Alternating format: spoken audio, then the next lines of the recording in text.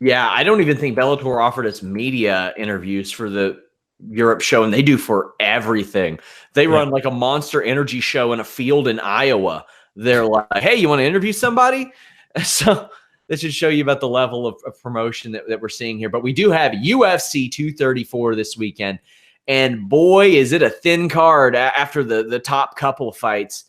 It is not exactly what it could be, but we do have the main event of the night. Robert Whittaker defending his UFC middleweight title against Kelvin Gastelum.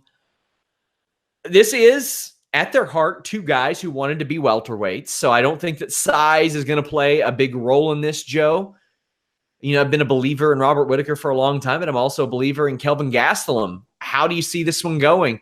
We have Kelvin Gastelum at a plus 210 underdog. Robert Whittaker at a minus 250 favorite. Bobby Knuckles. I mean, Bobby Knuckles to me is just absolutely fantastic. I'll say it a billion times until I'm blue in the face. If it wasn't for Sean Ross Sapp, I would never have shown as much love to this guy as I have before, because I thought his career was on the downswing. But man, has he done absolutely fantastic. I'm always concerned, though, about Kelvin Gastelum proving me wrong, because he does have that ability to surprise us all, going way back to his time on The Ultimate Fighter when he won The Ultimate Fighter. So he's got that ability to figure things out. So he's had plenty of time to get ready for Robert Whittaker. I just think Robert Whittaker is just something else. I think he's absolutely fantastic, and I think his stock will continue to rise after this fight here. I'm not into putting 5 on anyone that's that type of a favorite, and I won't, but I got Robert Whittaker in this fight. James, how do you see this one going?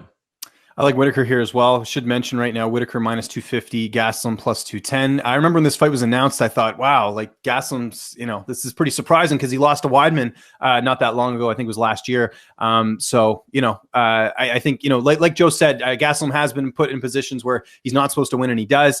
But, this is a home like country fight for Whittaker. The traveling's not going to be an issue for him. Gastelum has to travel. On top of that, I mean, you don't just beat Yoel Romero twice and, like it's nothing. Like that those are two great wins. I know they were close fights, but that I put a ton of stock into that. I mean, Yoel Romero's amazing. Look at what he's done to everyone else outside of Robert Whittaker. I got to go Whittaker on this one. I think the experience at 185. I think the fact that he's, just a guy that's basically flown under the radar a little bit. If you look at the champions, he's not a boisterous guy. He's kind of, soft spoken in interviews, but I think he gets it done. I think his power is what's going to be the difference. And I think he puts Calvin away late in the fight. I'll say a 3rd or 4th round TKO win for Robert Whittaker. I don't think Gastelum's wrestling is better than Romero's. I don't think he's more powerful than Romero, and he does not have the technical ability on the feet that Robert Whittaker does. I think Robert Whittaker wins this fight. Boy, this is a line I never thought I'd see. Anderson Silva, definitely one of my I got 5 on it. A plus 485. Israel Adesanya, a minus 670. Now, let's look back at the history of an Anderson Silva who has been away for long periods of time throughout his career. This will be his first fight in over 2 years. But you look at the Cormier fight. He took that after I don't know how he got cleared for that fight, first off. He had surgery like weeks before this.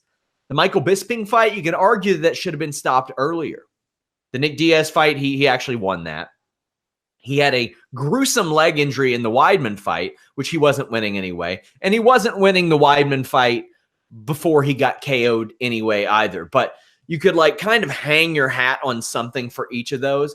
That being said, Israel Adesanya is very, very good. And I think this will be the kind of fight that we want it to be. James, you spoke to Israel Adesanya for Fightful ahead of this.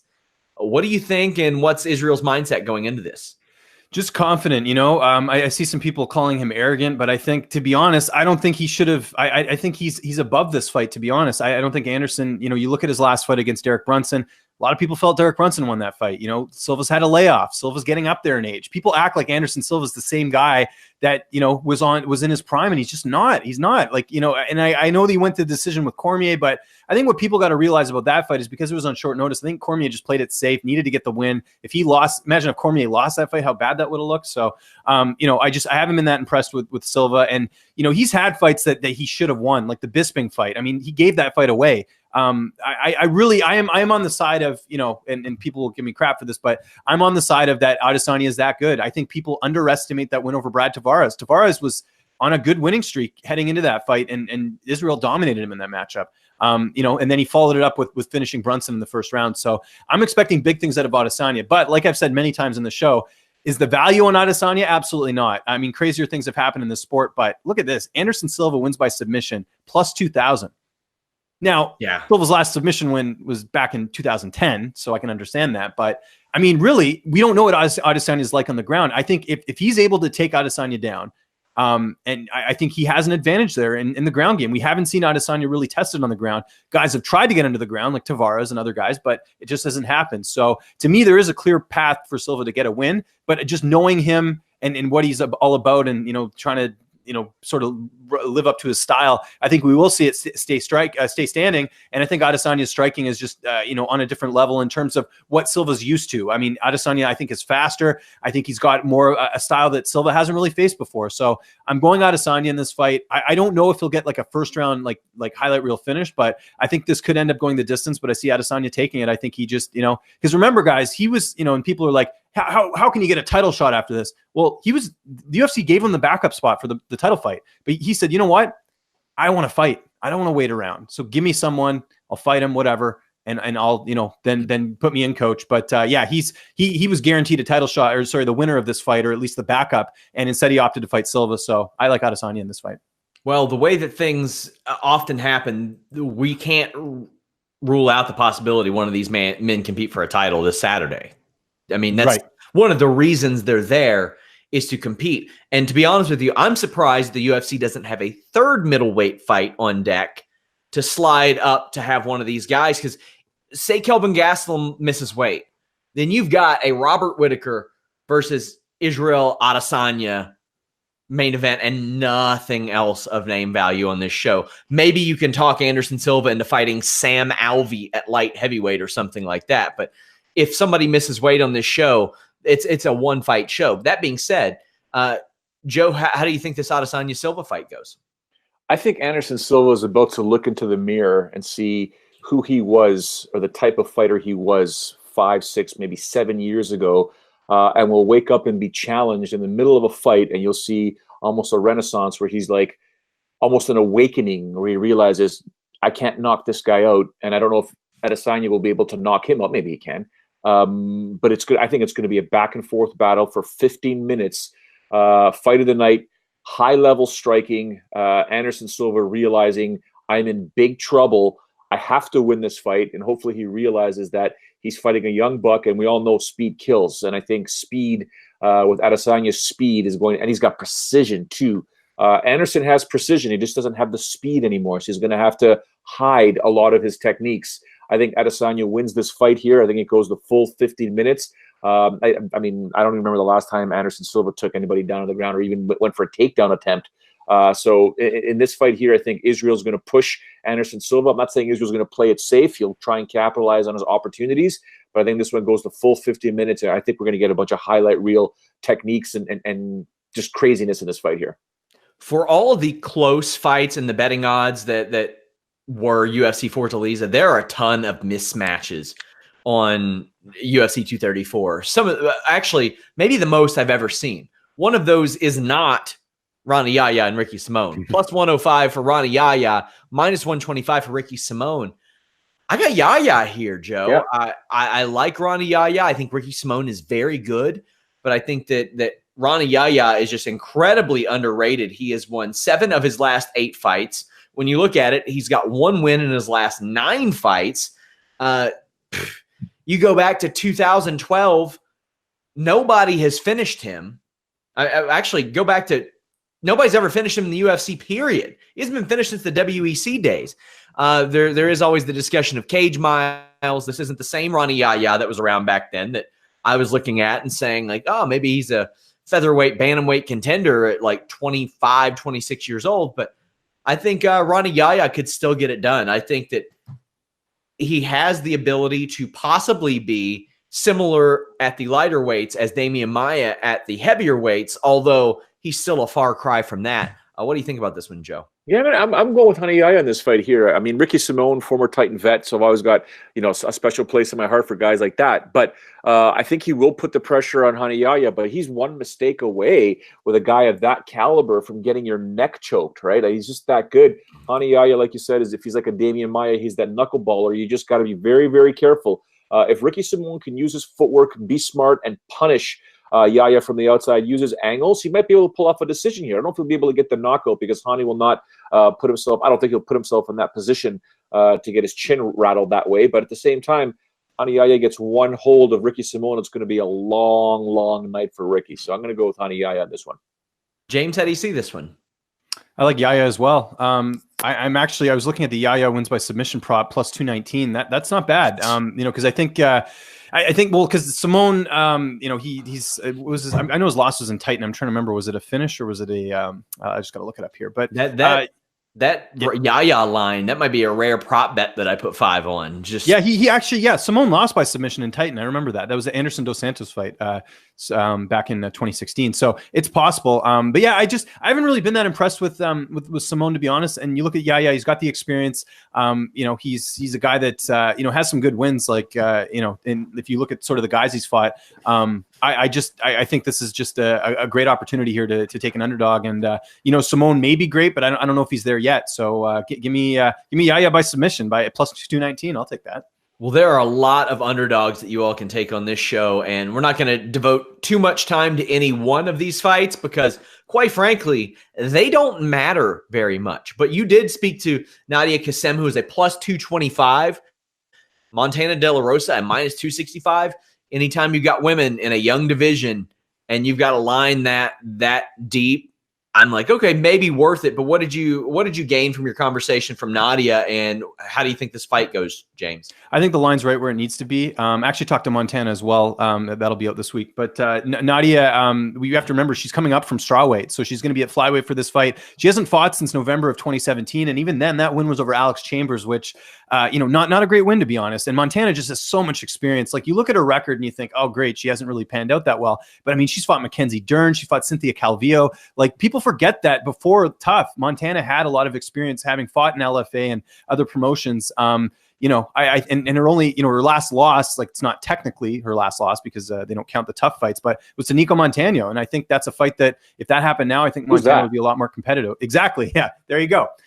So I think that I think experience is going to play here, and I think Montana is going to get a decision in this one. Although I think this is Montana's first fight outside the U.S., so we'll see if the travel affects her or not. A little bit of a shorter, plane ride or flight, I should say, for Nadia Kassem in this fight. But give me Montana De La Rosa by decision in this one.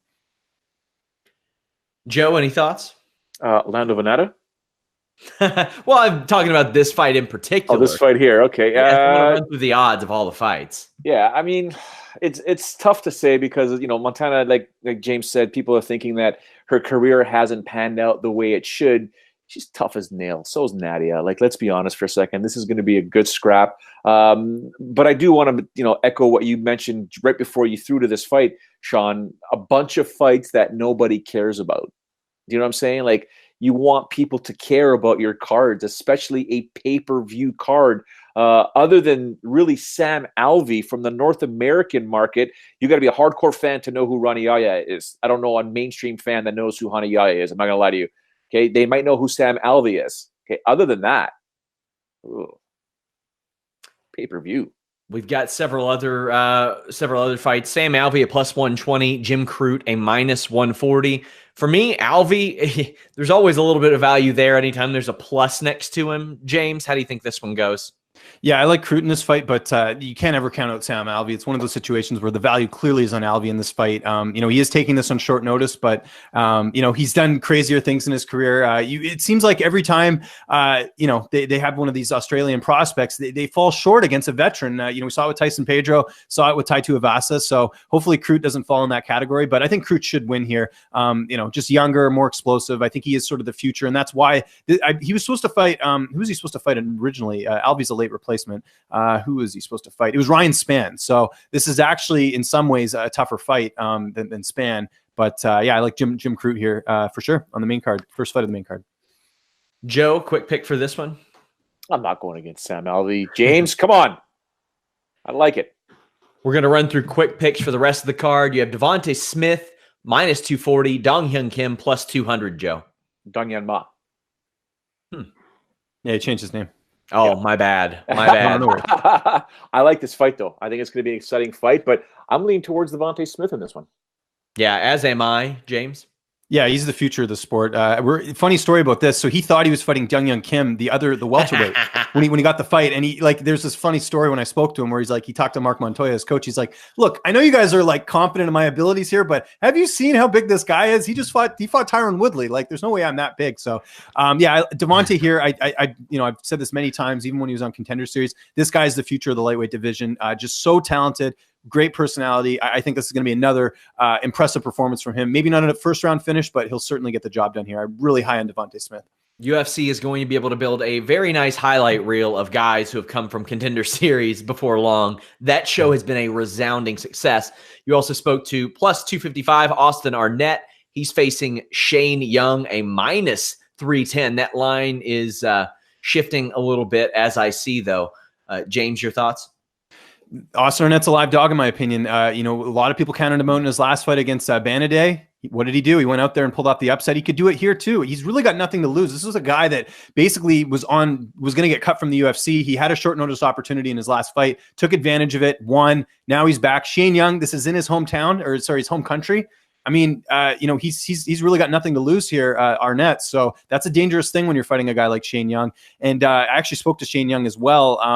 He's been out for a while. He's had he was kind of vocal about this. He had some mental health stuff he had to take care of, and he was aware of it after his last fight. So that's why we haven't seen him for a while. So it sounds like he's figured that out. And let's not, forget about the fact that he trains with Israel Adesanya and Dan Hooker and those guys. So that's a good camp to come from. So we'll see. I think this could be fight of the night potentially. It's a sleeper fight for sure. How about you, Joe? I just want to see how Shane Young is going to deal with the height disadvantage. He's got a 4-inch height disadvantage, but it could be hard for Arnett to punch down. I mean, it's an interesting scenario, but a 12-4 versus 16-5, I think the records are. Interesting to see. There's only a 0.5 reach advantage for Shane Young. It's tough to say. I'll lean towards Shane right now. We have Kai Kara France at a minus 310 over Rulian Pavai. That is a plus 255. Also, Kyung Hyo Kang, a minus 450 over Teruto Ishihara, a plus 360. Joe, any picks for these two fights? Yeah, well, I mean, I'm definitely going to go with Ko Young Kang. I mean, he's a bad dude, right? So we'll see what happens there. In terms of you mentioned the Kai Kara France fight against Paiva, excuse me. Paiva's a favorite, right? No, the underdog, plus 255. That's a live underdog if you ask me. I'm going to go with France and Kang here. James? Yeah, same picks. I'm surprised Ishihara got another fight, to be honest. He's lost 4 of his last 5, so this seems just like a showcase fight for Kang. France as well. I know Paiva's great, but France, I mean, this guy was hyped before he got in the UFC, and he's looked good, and, it's in Australia, so I got to think that, the hype's going to be around him. But these poor guys are flyweights, it's like, what are you fighting for at this point? So I don't know. Lando Venata, he's got to win, Joe. He has one win in his 6 UFC fights. The 2 draws maybe saved him. He has no wins in his last 4 fights. He is a major favorite, though, minus 365 against Marcos Rosa. But as we've seen, varying levels of success against varying levels of talent for Lando Venata, as exciting as he can be. Yeah, it's such a strange anomaly what Lando Venata is, but I'm not going to go against one of the most exciting fighters that has, the worst record in the UFC. I just think Lando's absolutely fantastic, and I think he's going to get the job done here. Although if he loses, I'm sure next Tuesday we're talking about, which organization is he going to be signing with. James? Before I preview this fight, can we talk about the fact that a major outlet totally screwed up this fight? Do you remember they had him fighting Charles Rosa? And wow. and everyone was like, why is Lando dropping to 45 and like in all this? And I was actually the one who found this out because I texted Charles for an interview. He's like, I'm not fighting. So they totally got this wrong. So that outlet, which I will not mention here, don't want to cause any confrontation here, but they didn't bother to check that it was the wrong Rosa. So it's Marcos Rosa. And let's talk about Marcos Rosa. I mean, if there was ever a give me fight, I would say it's this one. The guy he beat to get in the UFC was 2-3. The guy he fought before that 9-4, 2-5, 3-3, 6-6. Like I'd never even heard of this guy. He's 32 years old. They obviously don't think too highly of him, but they did think highly enough to give him this fight. Venata just signed a new 4-fight deal. Yeah, he's on a losing streak, but he's exciting. This is a gimme fight if I've ever seen one. I'm going to stay away from it because you never know with Lando. But this, I mean, minus 365, like it's clear it's a setup fight. That's basically how I look at it. Callum Potter plus 220, Jalen Turner minus 260. I think this line is exactly where it should be, as well as Jonathan Martinez minus 175 against Buren, a plus 155. What do you think, James? I like Turner in this fight. Full camp now, getting to fight at lightweight. He fought at Ian, which is surprising because how tall is he? He's like a giant when I interviewed him. He's 6'3", 75-inch reach, and he fights at lightweight, which is crazy. That was that dumb fight they made with him and Luque. Remember where Luque, I think, was supposed to fight Barberena, and then it didn't happen. So the UFC's like, hey, we'll just grab this lightweight prospect that we're going to try and ruin his career. And he's 23 years old. Like they did, like that fight accomplished nothing for either fighter. Like it didn't help Luque, and Turner just put another loss in his resume. Anyways, I digress. Full camp for Turner here. Supposed to fight Alex Gorgees, ends up fighting Potter.